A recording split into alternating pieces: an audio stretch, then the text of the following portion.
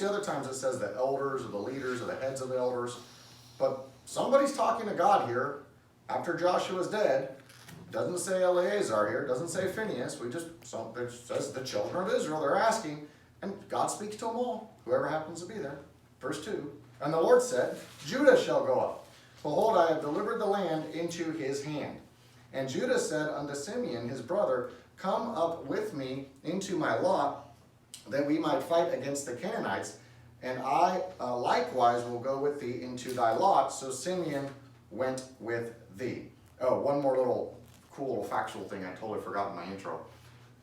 Who wrote Judges? People never knows that. Now I learned this too in the Hebrew Bible. Judges and Ruth is one book. It's together. And because in Judges they're going in circles over and over again. 7 times they go through total getting ruled by the enemies and being delivered. 7 times, just circles. Same thing over and over again. But finally in Ruth you get this clear straight line leading to King David. So real fast, sorry I forgot that part of my note because I have my notes in these little tiny notes. It messes me up instead of here where I should have wrote them. Keep your finger there. Go to the end of Ruth. Ruth is right after Judges, and this will kind of give you a clue of who wrote this. Because we just read there's no king. Okay, there was no king. It's either, was it in Ruth 1 or, anyways, in Judges it says there's no king. I believe maybe that's, and multiple times it says they all did what was right in their own eyes. There was no king. I think it's the end of Judges. The end of Judges says there was no king, there's no king. They all did those things around here. Let me read it. Keep it in the Ruth. In those days there was no king in Israel. Every man did what was right in his own sight. So no king at the end of Judges. But now look at the end of Ruth. Very last verse.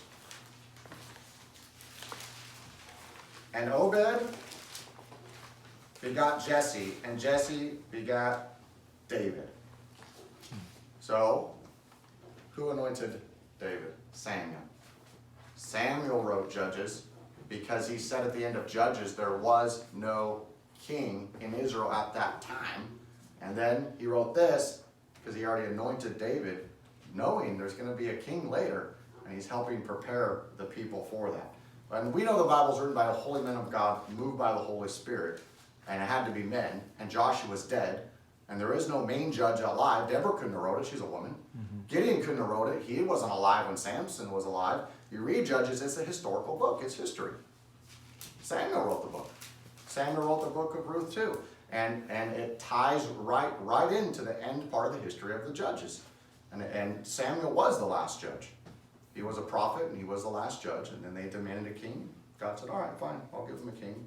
And so he was preparing the people, and he mentions David here, and it's quite telling. Now, did he already kill Goliath or not? We don't know. Maybe he did. But the seeds were being planted. Samuel was a very wise theocrat and doing theocracy and getting the people prepared for this transition away from their chosen man, democracy style, to God's chosen man of King David. So it was Samuel who wrote these books. All right, back to Judges chapter 1. We're going to look at some Torah.